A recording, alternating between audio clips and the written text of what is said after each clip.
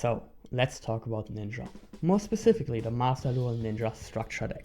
For those who don't know, structure decks in Master Duel are a quite cheap way to get a full viable deck. They cost 500 gems on each purchase, so 1500 will get you a decently competent deck. Of course, most of the time you will need supplementals.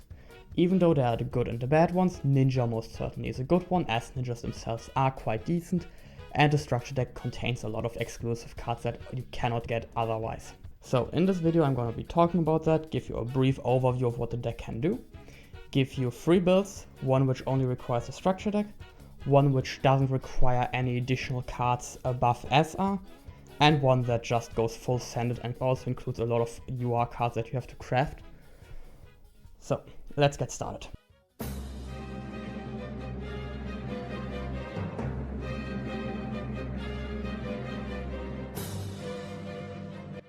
So let's talk about the ninja structure Konami gives you directly. For the first deck list, that is the low investment one, I will be using 3 of those and nothing else added. Even if you get other cards for free in the game, I will not be using them. So this is something I would advise you buying at free if you want to play Ninja in any capacity, as it is the only way to acquire quite a lot of their powerful cards at free. For example, Notebook of Mystery, which is one of the most powerful cards in the deck, is only available in the structure deck. So if you don't buy it at free, you don't have another way of getting it.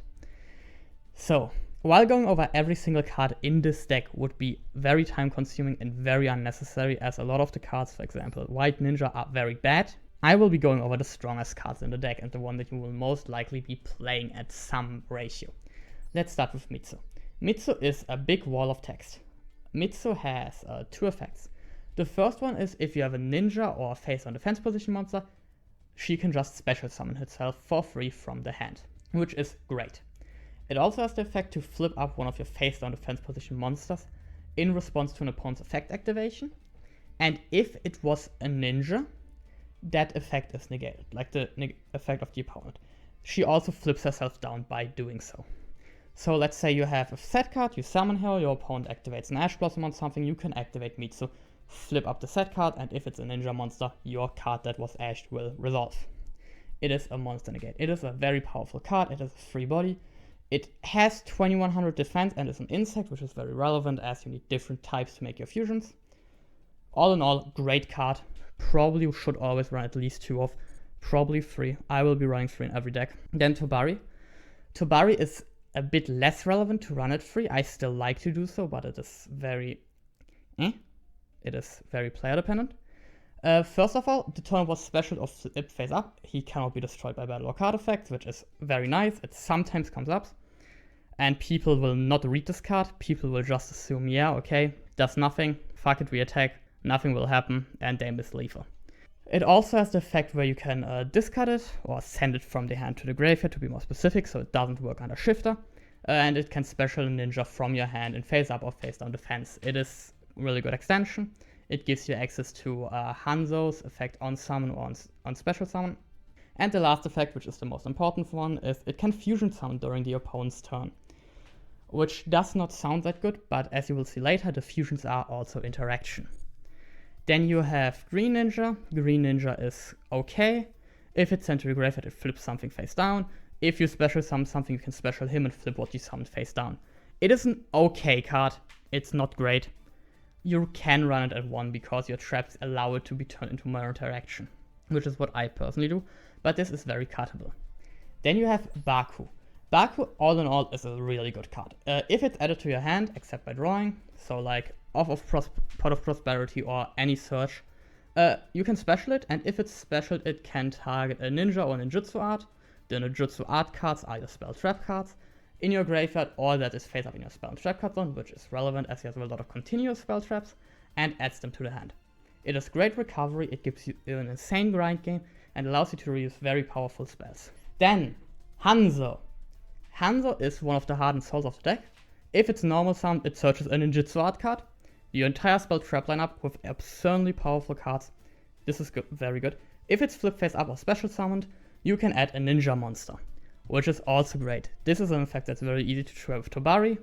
So Tobari Hanzo can turn into basically anything. Then we have a lot of rares that don't really matter.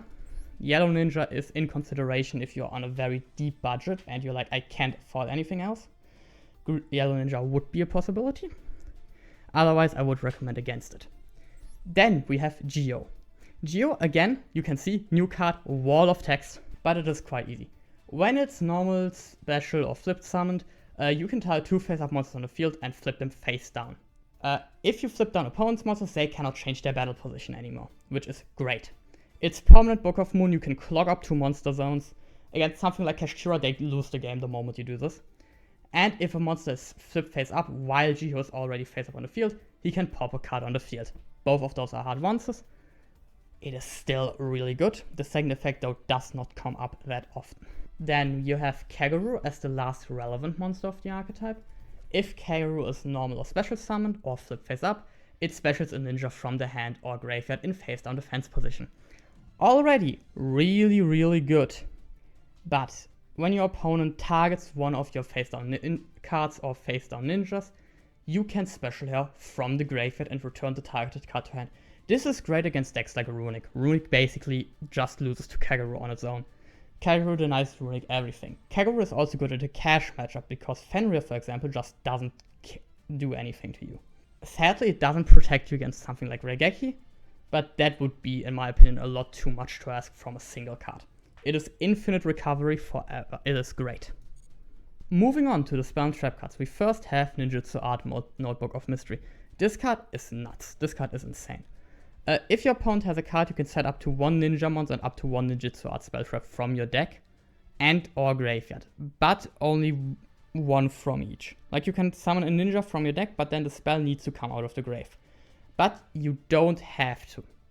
You can just summon a ninja from deck and don't recover a spell, or set a spell from deck and don't recover a ninja. That is totally valid. It works. It also has an effect if it's sent to the graveyard. I don't think I've used that effect once. It is just a worse Book of Moon. It might come up at one point in time, but I doubt it's ever gonna come up repeatedly. Then in the budget builds, or maybe even in the investment builds if you like it, you could play Hidden Village of Ninjutsu Arts. If a ninja monster is summoned, it recovers you a ninja or ninjutsu art, but you cannot use it for the rest of the turn. And if a ninja monster or ninjutsu card you would be controlled, you can banish a ninja from the graveyard. It is protection, it's recovery, it's really good. I don't think or in my opinion at least, the higher end builds really need it that much, but it is still a valid consideration. And then you have Ninjutsu Art Tool Iron Digger. You equip it to something. The card gets treated as a ninja, which is very relevant with a few of the trap cards. Or in general, you can just turn, if you're playing a higher investment one and you have like a Hanzo on field, Iron Digger, and you top deck an Ash, you can normal Ash and make a Link monster with it, because the Ash would be treated as a Link, as a ninja. And once per turn, it can banish a ninja from the graveyard, destroy a card on the field. It's instant spot removal, it's decent. And if itself is sent from the field to the graveyard, it targets one of your banished ninjas, either special its face down or adds to your hand. This is great, it's recovery, it destroys a card. All in all, good effect. I personally run 1, you could consider running 2. I would advise against it as it gets quite cloggy at that point. Then you have theoretically Ninjutsu Art Notebook. This gives you access to your spell traps from your deck. They set them by discarding a ninja. I run it as a one-off as a small consistency boost. It is very optional though. Then you have Dancing Leaves. Ninjutsu Art of Dancing Leaves is the heart and soul of the deck. It just tributes a ninja or face-down monster from either field, so the ninja mirror gets very fun if both of people abuse this, and specials a ninja from your deck. No other cost. It targets, tributes, specials ninja. This is the main way you get out Geo on the opponent's turn. It also attaches the monster to itself, so if it leaves the field, that monster also goes to the graveyard, which is fine, as the monster will probably leave the field before the spell trap, let's be real here. And it can target a Ninjutsu Art continuous spell trap and return it to the hand. That includes itself, which means you can reuse it every turn. But it's only one effect per turn, so you can't do both. You can't activate it and bounce it immediately, which is quite sad, but it's fine. Then you have Ninjutsu Art of Duplication. It tributes a ninja and specials any number of ninja monsters in face-up attack or defense position with a combined level less or equal to the tributed monster.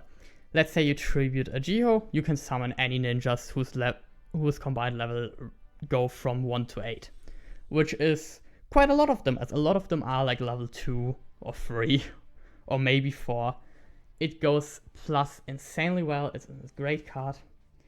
Then in the extra deck, there are only 3 cards that very much make the deck that good. You have Meissen.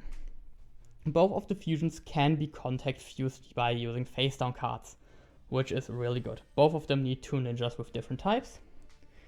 And Meissen has the additional effect that he can attack directly, or he allows all ninja monsters to attack directly, which is good in combination with Geo, as if your opponent has like 3 face-down monsters that can't change battle position anymore, you can just punch the opponent over them, and the opponent effectively has to play with 2 main monsters and 1 extra monster zones, which for some deck gets quite hard. Also, when the opponent activates a card effect, he can special summon a ninja from your deck in face-up or face-down defense position. Hard ones, really good. It's also interruption. It can also get you Geo on the opponent's turn. It is great. Then we have Yagamaru.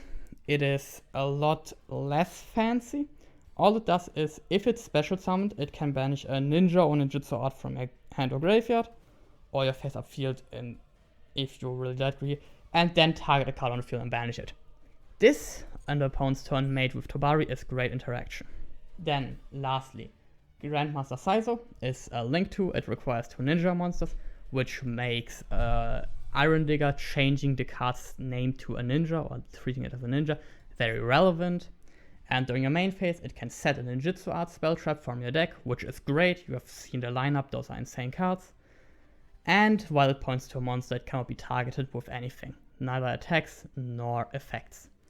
Decent protection, good search effect, what more can you want?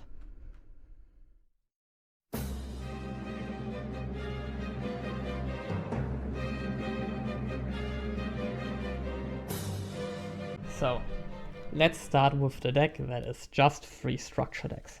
As you can see, we are on quite a lot of 3-offs. The later builds will probably cut down on those. You will not run as many cards that are ninjas, but as we don't have any other options for this, we are kind of forced to do so.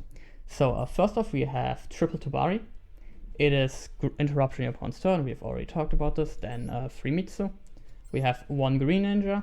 Like I said, you could, in this build, you could play 2 green ninja. It would be defendable. I just don't think it's good enough. Then you have 3 Baku for recovery, 3 Hanzo, 3 yellow, 3 Kagura. I didn't talk about yellow earlier because I don't think you're going to play it in the later builds. What it does on normal summon or flip summon, it specials a level 4 lower ninja from your hand in attack or face on defense, and it locks you into ninjas from the extra deck. As you can see, we are only playing ninjas in the extra deck, so we do not care about that downside. Then you have Kaguro at 3, which also will go down, Geo at 2. And then you have both of the pens. We're playing 1 Kagen. Kagen is very mid in my opinion.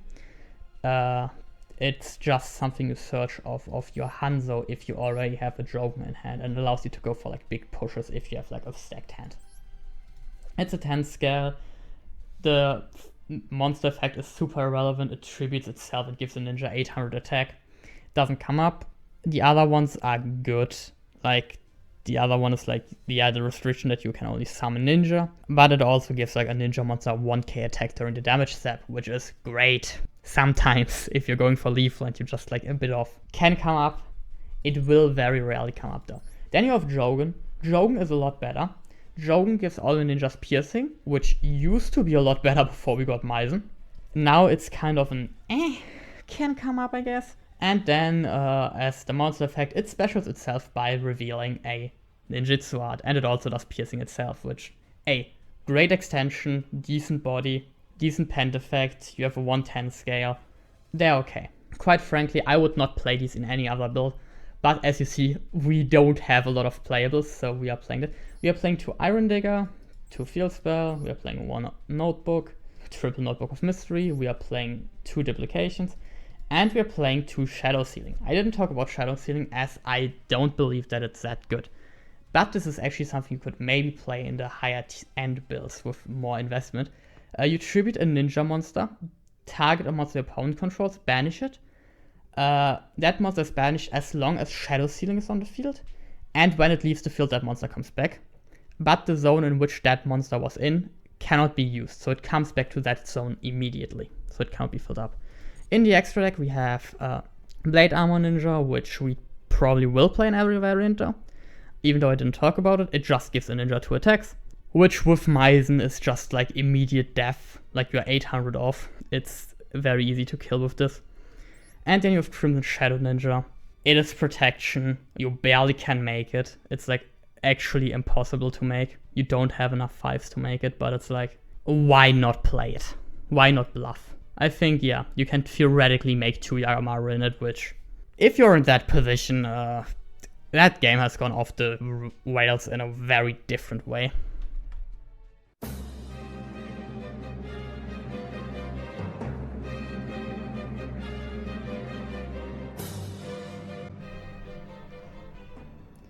So, next up, this is the slightly less budget deck. As you can see, my very creative name of the deck. As a small refresher, this is the list that just uses the structure deck cards and additional cards that you craft up until SR. This is something you should be able to make very early on in the game, but if you don't really want to invest in Ninja because you're still like testing the deck, you want to see if you enjoy it, you want to see if you're happy with it, this is the list you should be playing. So, let's go through the changes. I will not explain every card again because we have already gone through that. We have added Driver and Gamma. This is the Psyframe package, if you're not familiar with it. Basically, Gamma is an absurdly powerful hand trap that just negates and destroys an opponent's monster effect and summons itself and Driver from anywhere as long as Gamma's in the hand. The problem is you have to not control any monsters. This sounds bad, but it's actually quite fine, because Ninja Art of Duplication tributes 4 costs. You can, for example, prevent your duplication from being negated. Or if you're using Notebook of Mystery, you can still protect it. It's also just in general a really good hand trap that just works. It can also protect you against a Shotgun Maxine draw phase, which is insanely strong. Then we are on Droll. Droll is one of the stronger SR hand traps. This slot could be filled with different things though. You, in theory, could fill up the slot with Kaijus or DD Crow, depending on the meta. Against Snake Eyes, I personally prefer the Droll and Lockbird, but it is very variable. Then we added 1 pot of Prosperity. Prosperity itself is a great card. It gives you a lot of consistency for the deck. You basically just can see 3 to 6 cards more every game. It is insanely good. And then Double D Barrier. This is also a flex slot. This can be replaced with basically anything. Every Kaiju works fine. Every other hand trap should work as well.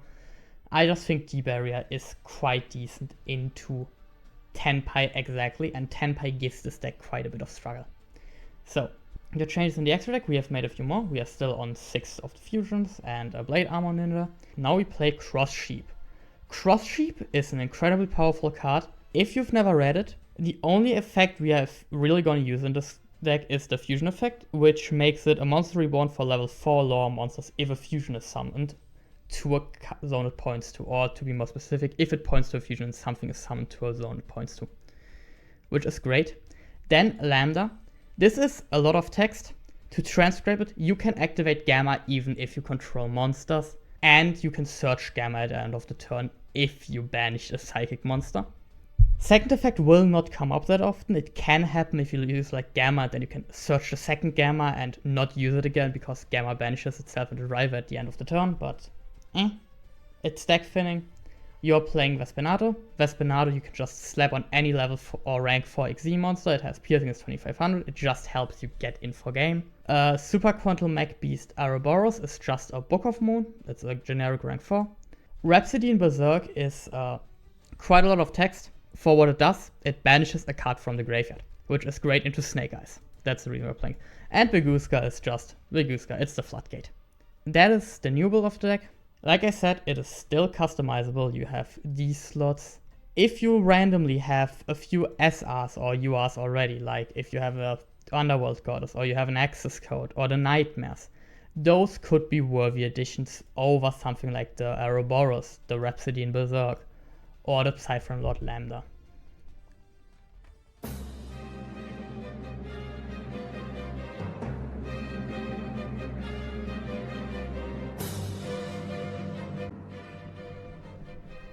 So, let's talk about the final version.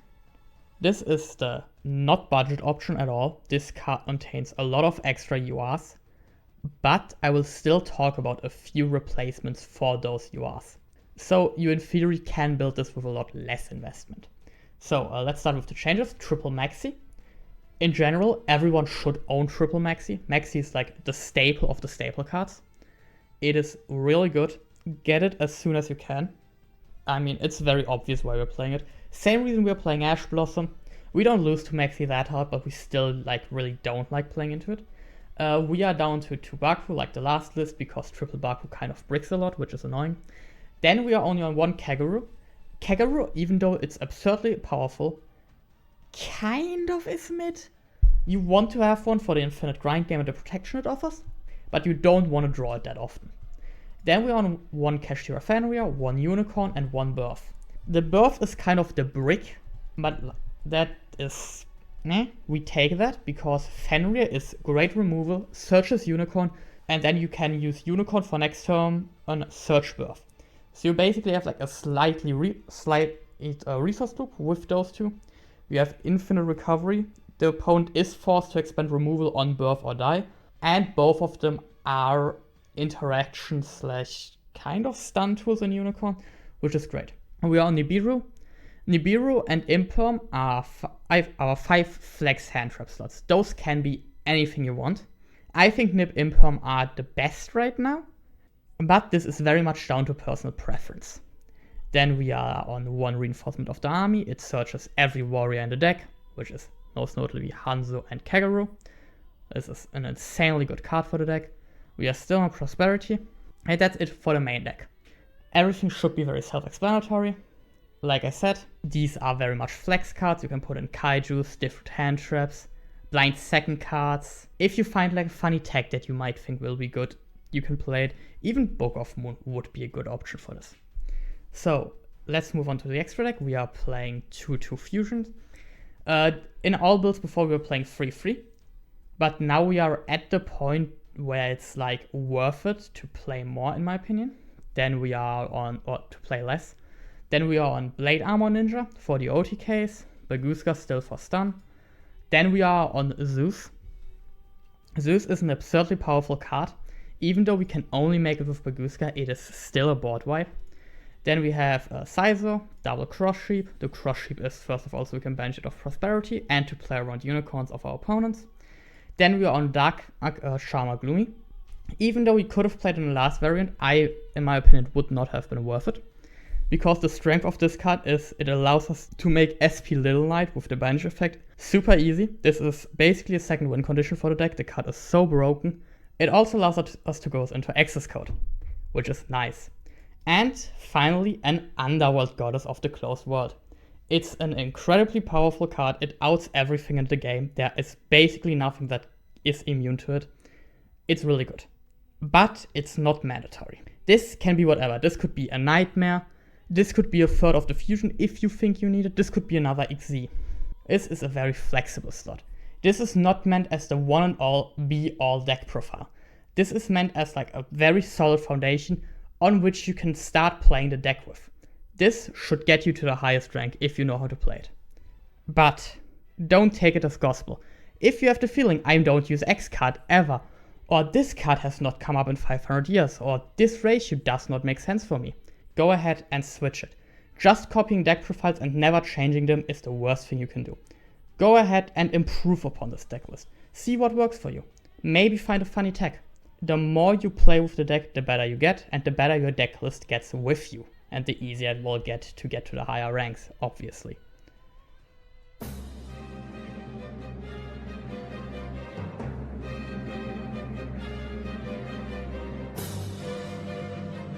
So, now, as you can see, I'm a rookie because the season reset today, which, kind of unlucky. I don't think I will be able to get the most high quality replays here, or the most high quality games, but I will be playing a few games and I will just talk about my thought process and how I think you're supposed to play the deck, or especially this variant of the deck, as it differs quite a bit from the more investment variants.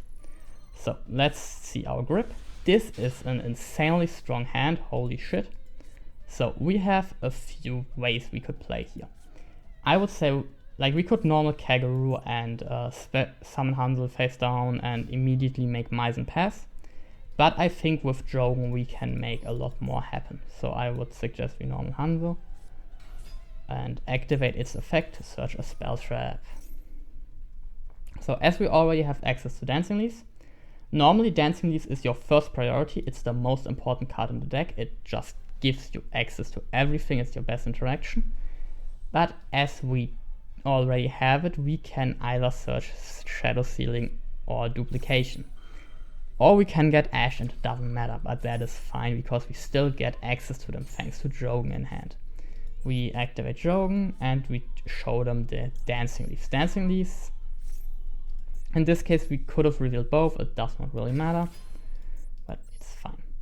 So now I will summon a Sizer. Sadly we don't have a way to get a monster to its link point, so we cannot protect it from an impermanence, which is slightly annoying, but it should be fine. I also just saw our opponent is on 60, which is kind of unlucky, but it's fine. With a Sizer, I personally prefer to go for a Duplication if all you have on field is a Sizer, because Shadow Sealing away a Sizer is just kind of eh. Because you would have to Dancing Leaves first, and you still have to Dancing Leaves first, but Duplication turns into a lot more interaction with Dancing Leaves than it would turn than just one banish. It turns into a negate, a banish, and a flip face down, which I think is a lot more valuable than the singular banish and zone lock. Our opponent sets one card. If they target Dancing Leaves, that is fine. Duplication is slightly annoying, but I can live with it, because we can just go Dancing Leaves their set card during the end phase, because Dancing Leaves does not care who owns the monster, it just cares that it's a ninja or that it's face down, which in this case it is face down, obviously. It is against Blue Eyes, my favorite. So you only worked on normal summon. I'm not very familiar, I don't run Yellow Ninja all that often, so I had to reread it real quick. I think I will be going for a Hansel to search something real quick.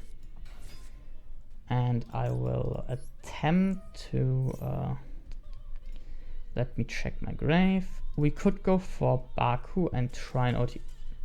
We just win the game here, it seems. Okay. This grip is quite bad. And it seems my opponent has a Maxi. We will see the moment I activate this. If they have a Maxi, that is very bad. They do not. Let's go. They also only have 11 cards in the extra deck, so interesting. The good thing with Jogen is the summon is not once per turn. So we can go double Jogen, which theoretically could make a rank 6 if we had any, but we don't. And then we can make a Sizer.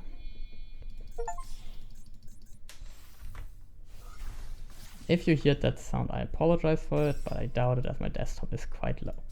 I will now use Mitsu to protect our Sizer from an infinite impermanence, as we summon it to a zone point, so now it cannot be targeted anymore. We could have also gone Notebook of Mystery, discard that to get something. I just personally think it is more important to get the protection on the Sizer. We could have ended with one more spell trap, but I think this is fine. So now we have again this conundrum of having Dancing Leaves, but we have more than just Sizer.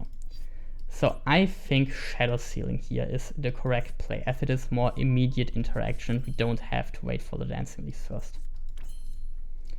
The reason I didn't go for this last game was because last game, if we tributed the Sizer immediately, we would not have access to Dancing Leaves. Now we still do, even if we go Ninja Sword of Shadow Sealing immediately, because we have double ninjas.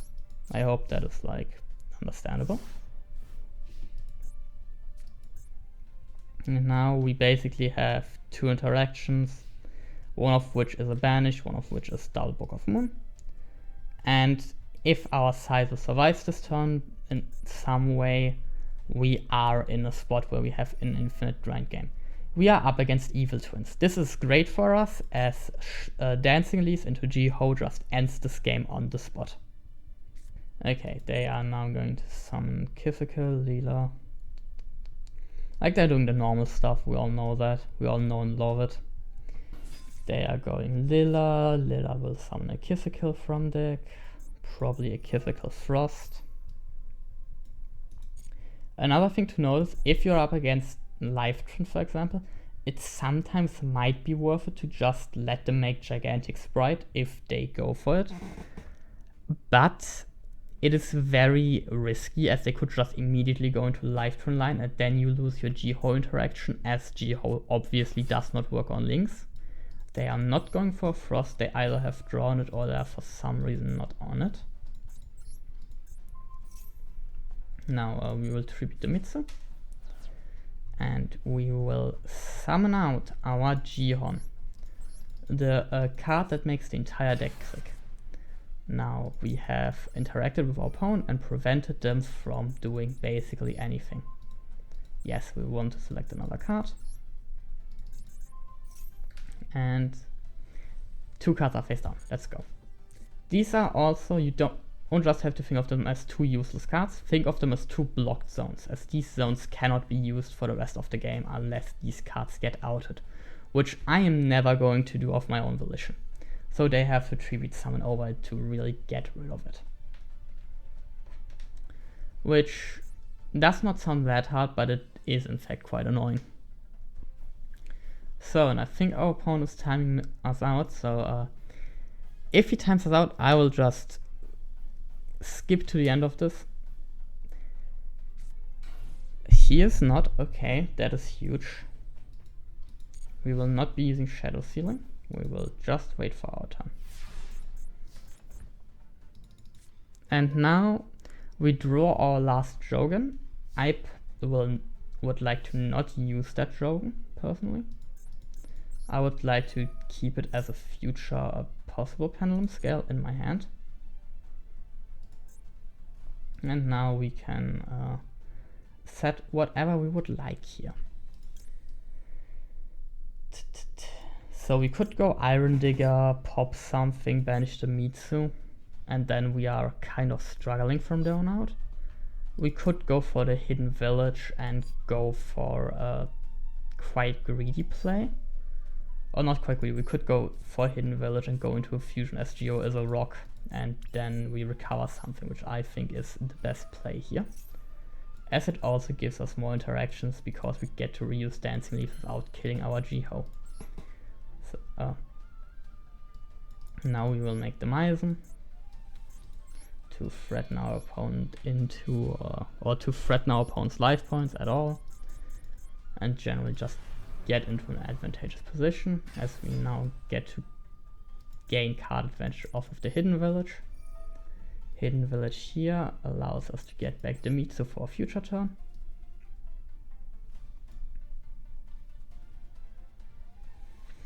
If Master Duel Server decide to not be terrible for a second, which I know is a high ask. And we have a Mitsu back in hand. Now I will be going Dancing Leaves, targeting itself, to reuse it on the next turn. As my opponent has legal targets, we would not need to use our own Meisen, which is very good. Now we're at the point where I wished we added multiplication, but that is still fine, as we don't really care. And now we can go to the battle phase and punch them directly with a Meisen. If Master Duel Servers allow me. Thank you. This is when Ninja fries. My opponent has basically a completely blocked out board. I know this can be flipped summoned, but I assume this is something that does nothing, otherwise they would not have said it. Or they're just bad, that is also not an option. But yeah. Our opponent effectively has 2 zones to work with, which we can block again next turn thanks to another Ji-Ho, which basically prevents any kind of combo deck from playing the game.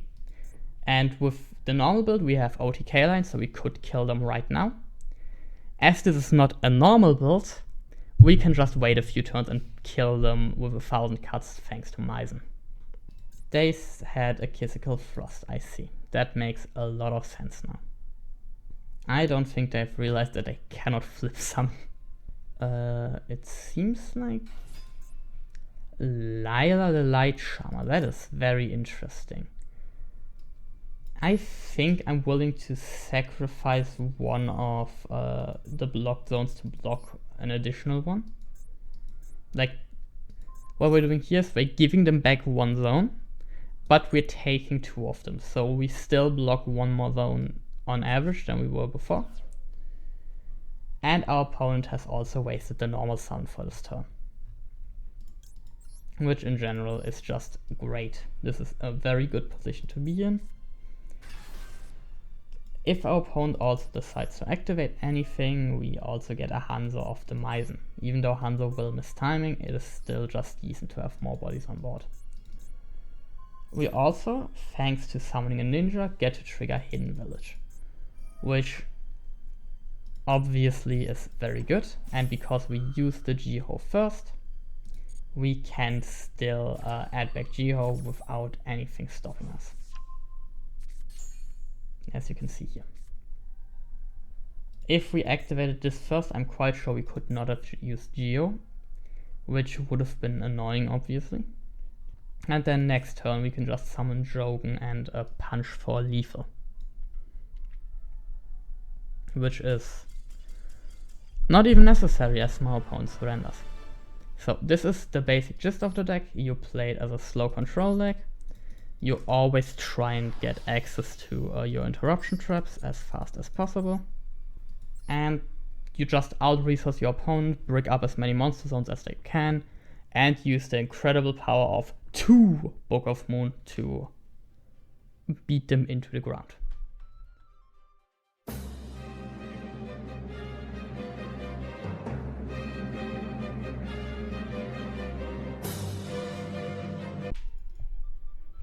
Okay, so we won the die roll. I got a good friend of mine that is very good at the game to play against me, and this hand is so much better immediately. We already did one. That one was thrown away. We opened fucking the worst hand in history. Like, I think I have a screenshot I can like show on screen. That happens. We also lost the die roll against Race, so that was quite unlucky. So we just get to do everything here now, do we? Like, get me Hidden Village. Let's go Hanzo. And let's get Duplication. Duplication is insanely strong here. But, so the thing is, we could go Duplication first for Hanzo to add a lot of shit, but this delay makes me think that they do have an Ash Blossom, so I will go for Dancing Leaves first. But this is very much a decent position to be in. This is follow-up with Hidden Village, this is interruption with Dancing Leaves. If that doesn't work, we go Duplication. And then we have interruption with Shadow and what we get of Duplication. And they have the Bonfire. Oh no. God, Bonfire is so bad for me. Also, that's a fucking royal. Nice flex. I'm drinking something in the meantime because I've recorded this video for like half an hour already or something. I've been like talking at least. That hurts my throat. I don't talk that much normally. Original Sinful Spoils. Snake Eyes. They now make a Link Rebo. They do like the normal play. Now they will go like for Sinful Spoils, send that, search the best card in the deck. But I will go Dancing Leaves in response to that. Okay, let's go. Now we get to go into a Jiho. Jiho is genuinely great here, because it's obviously interaction, but it also, funnily enough, plays around, what's the name of the card? I mean, if they could activate a Gamma here, it would play around it because you could chain block it, or if they had a negate that needs to chain. we would be playing around, which is quite cool. But yeah, let's get a Hanzo from Grave as follow-up. And now you have to pray that they are cooked, because if they are not, we are gonna struggle a bit. Not really, but like... Preventer Tribute summoned. That's not a play you see a lot. I will go duplication. If they ash this, we are cooked. They didn't ash it. Let's fucking go. So now we get to do everything. I want to summon a Mitsu. I want to summon a Tobari in attack. Tobari in attack is important. Then we will get to summon a Green Ninja in defense. And we can summon another we can even summon Baku if we wanted to. Yeah, why not? Let's summon Baku. I will activate Baku. I think they have the good Rescue Ace card in hand that allows them to chain it, which I will negate with Mitsu. We still have 2 interactions left after that. Honestly, I'm debating letting the card in hand resolve. Like, Impulse is the card I'm talking about right now. Oh, they are letting it resolve. Okay. This is honestly a phenomenal position now. If they go battle phase, we just Shadow Seal the Preventer. This is honestly a pretty good position. Okay. I assume they're going to try to kill the Mitsu. No, they're attempting to kill Tobari. Like, it won't kill us. Is it worth it just going for Shadow Sealing? I don't think so. I think using our life points here to keep the card advantage is a lot more important. I think they misread Tobari. Now we're getting problematic, but it should be fine currently. They still have not used up their normal sound, which is annoying.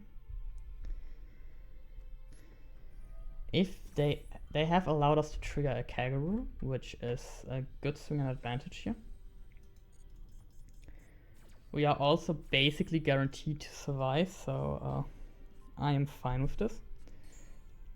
This also looks a lot worse than it is probably. And we're not allowed to... Oh, we are allowed. Let's go. Thank you, game. I appreciate it. Let's Shadow Sealing the Preventer. Preventer is gone. And now we want Hydrant to go to the face down defense position. Okay. They chained a Link Reaver to dodge the effect. It does not really matter to us, so it is completely fine. They are still in a very negative position as they only have 3 monster zones left. And we have Tobari as interaction and Kaguru, which is follow-up. So we are in quite a good spot. And with that, they surrender. I was hoping I could show off Naughty Caroline, but it's still fine. So, yeah, I hope this game showed some things. Otherwise, just try around with it. And we'll see you in the next game. So, this is now the non-budget build. And this hand is quite ass. But it is fine. So, we've opened Fenrir, which is great. We opened the one-off. And, activate Fenrir. Search Unicorn. And we can do a lot of things. We could normal Baku, summon Mitsu, make a Link, and pray. But I think normaling Kaguru set Jihon is a lot better here.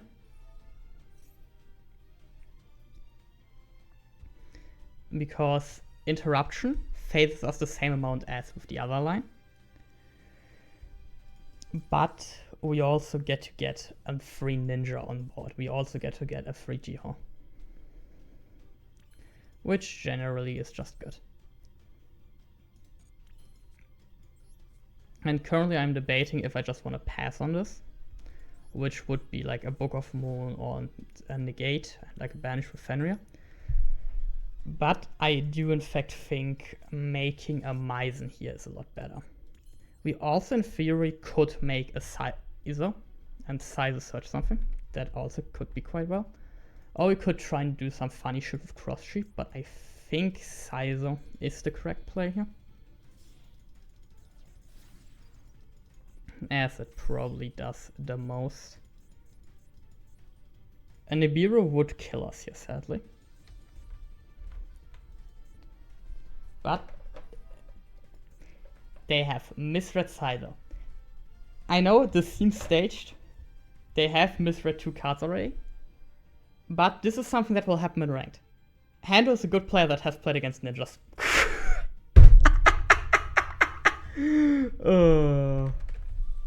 Please. Don't put that in the video.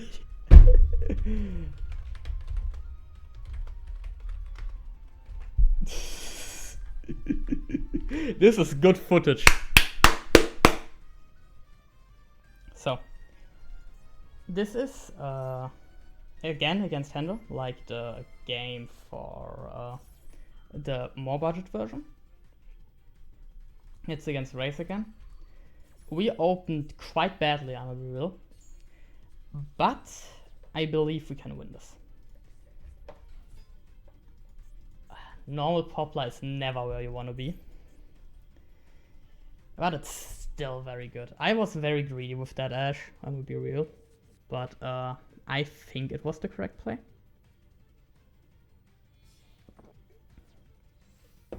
But the deck has so many extenders.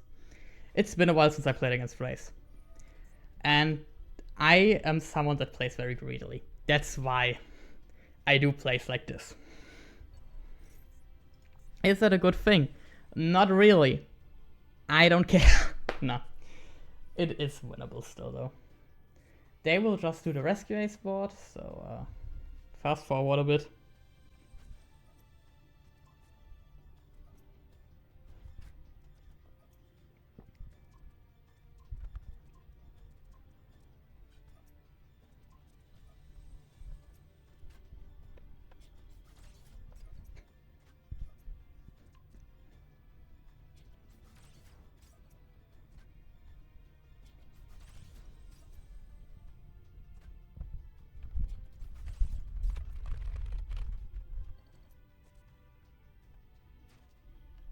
So, it is our turn time. We draw Mitsu. Mitsu is great here. This turn generally took like 10 minutes. Okay, what do they have? They have 1, 2, 3, 4, 5, 6, 7 interruptions. Okay, this will be interesting. If you think how I counted that, I didn't, I'm just lying. But no, these 2 are interruptions, these 2 are known. This goes into an interruption. And this is an interruption with the whale, it's another pop. So let's try and see what we can do here. I will use Tobari. Well, well, well. What am I supposed to do? It's fine. We can chain notebook. We can go for the low investment board. We are fine.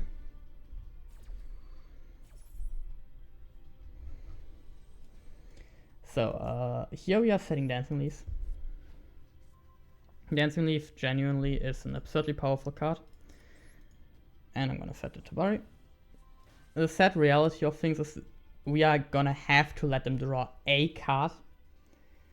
It does not work otherwise. This is sadly something we have to let them do. Now we attempt to go battle phase. They have allowed us to go battle phase. And then we go end phase. I don't know why I did that. I probably should have just cleared the end phase, but it's fine. They are probably going to destroy the Mitsu now. They did not, okay. So now we have a very interesting... Now we might actually have a chance.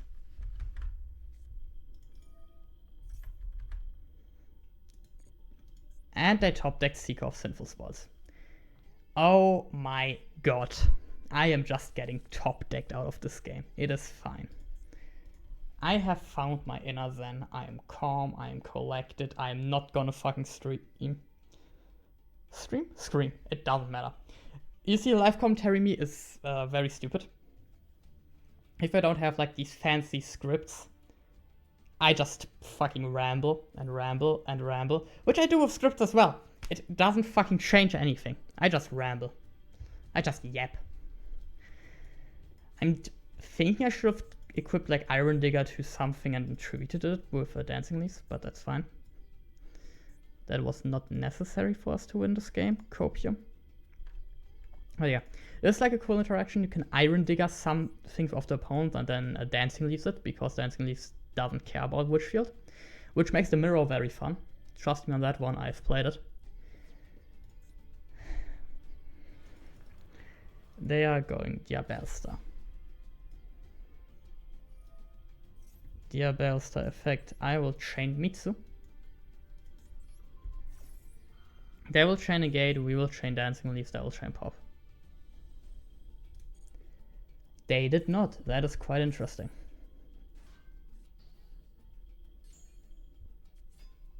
Okay, so I assume they're like going battle now. The thing is, they can't beat over Tubari, which is obviously good. Oh, I forgot that Nightmare Phoenix is a card they can play. That is obviously slightly annoying.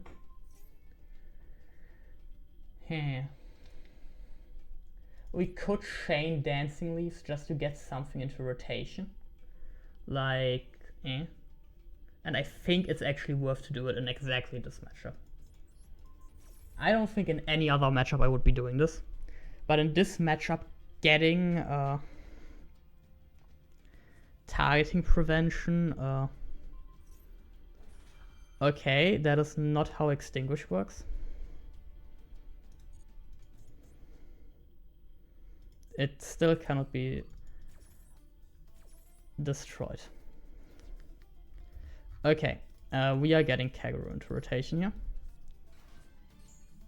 Even though Kagero dies immediately, it is fine. And now we get to show off a very funny interaction. Because our Tobari cannot be destroyed by battle, they will have to use their effect negation. So we can chain our Tobari, so we can chain the Kagero, and to our Kagero we can chain Tobari to just basically cheese out 3 monsters. Access code will not work. Funnily enough, because access code still destroys.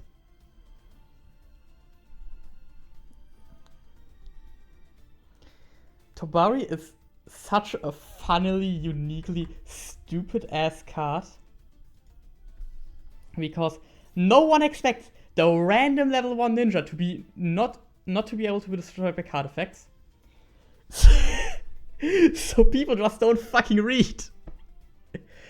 This looks staged again. He has played into that effect before, but it just happens. You do not read those cards. Ninja is like a deck you do not expect to see ever. And now we get to show off the funny thing. We go Kagero 1, Called by the Grave 2. The Called by the Grave I think will kill us here, sadly. But I will try my best.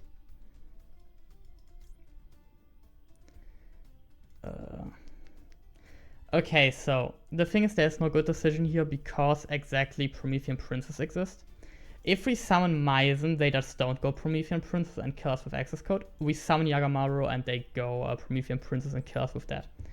I still think Yagamaru gives us more survival chances.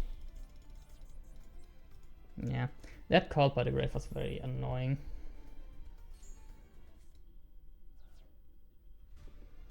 They go like Promethean Princess, kill Yagamaru, and I think we still die here. Unless Now we do the big time coping. We bench Baku probably. And we get rid of... And if you do. We probably kill Ambler Whale. This prevents the princess from reviving herself.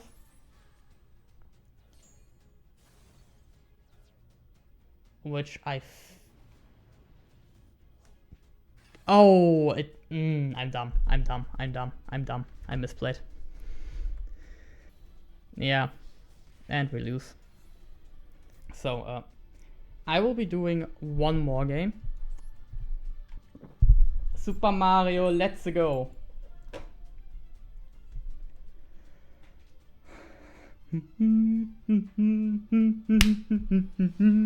Okay. So, we have won the die roll. This hand is quite decent. It obviously is not really the hand you completely want to open, but it is still good enough. So we have Hanzo. Hanzo resolves getting us Dancing Leaves, which is huge. And we set 2. This looks quite weak. It is not though. It is quite good. Drawing the birth here is quite unlucky, but it is fine. It can just be discard fodder.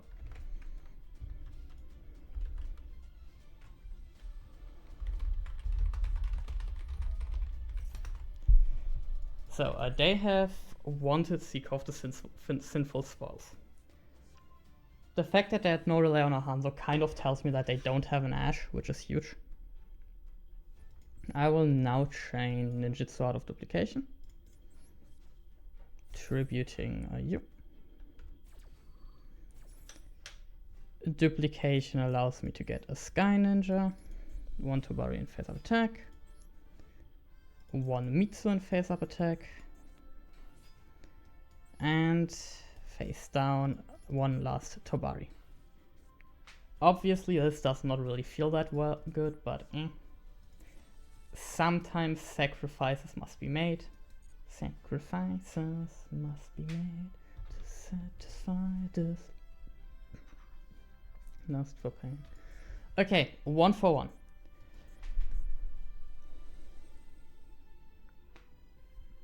I genuinely think 1 for 1 is fine for us here, because we can just go Dancing Leaves, flip both of what they have face down.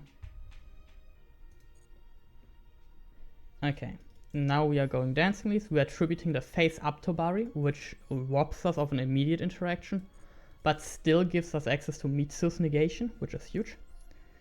We summon our Jiho in face up defense position, obviously, and we go Jiho. Flip both of these face down. This also breaks his spell trap here. So the last 2 cards in hand must do the job. Hydron sadly kind of does a lot here, but I genuinely don't think it is game-winningly good like it would need to be here. As we still have Mitsu flipping up Tobari.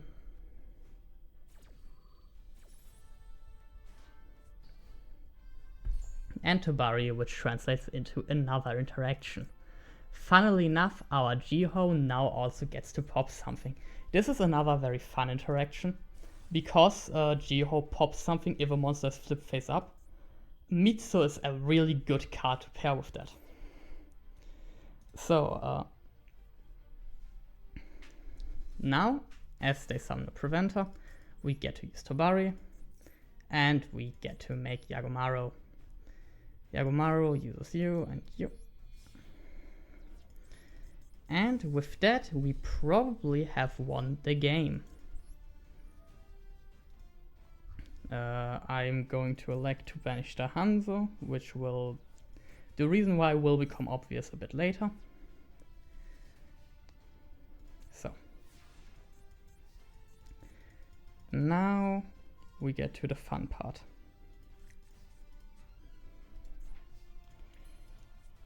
I am going to start with Dancing Leaves returning duplication as a free follow-up. Now we can go to Tobari to summon Baku, and Baku can return us a Tobari to hand. I know so far this does not look like a lot, but trust me, it will do quite a bit more. We can now go Ninjutsu Tool Iron Digger, targeting Baku, and just using it to get rid of the back row. Banishing Dimitsu, killing the back row. And now we get to make a cross sheep. I know this seems very weird, making a cross sheep here, but as we get to go for Iron Digger, we now get to add a Hanzo to our hand. I do not want to special. Do I want to summon Hanzo here? So I'm thinking here, when we special Hanzo, we would get a revive of the cross sheep, which would not do a lot here. We could get back like a Baku, make a fusion, and do nothing. So I do not want to summon the Hanzo here. What I do want to do though is a normal summon the Hanzo, activate its effect. Hanzo effect gets a notebook, which thankfully we can use. We will go notebook. Notebook now gets to summon out a Kaguru. And we get to reset our Iron Digger, which is 500 more attack, which will become relevant quite fast. I am not going to activate that one though, because now we get to make Meisen with these two. We do not, we still do, it's just a bit crusty. I forgot that Kaguru also was a warrior, but it will be fine. We now go Cross Sheep. Cross Sheep can get us a Hanzo for free from the deck, or from the graveyard, and now Hanzo gets to search something from the deck. We have basically everything. The world is our oyster at this point, and I'm gonna get a Mitsu. Why? Because Mitsu just gets to summon herself. Now we can put the Mitsu over here. And we can make a second Meisen for free here. And now, by activating the Iron Digger onto the Cross Sheep, we have found lethal. This is one of the lethal lines. It is very complex and very long. There are easier ones, but we didn't have the material in rotation to go for them. But as you can see, this is exact lethal. GG.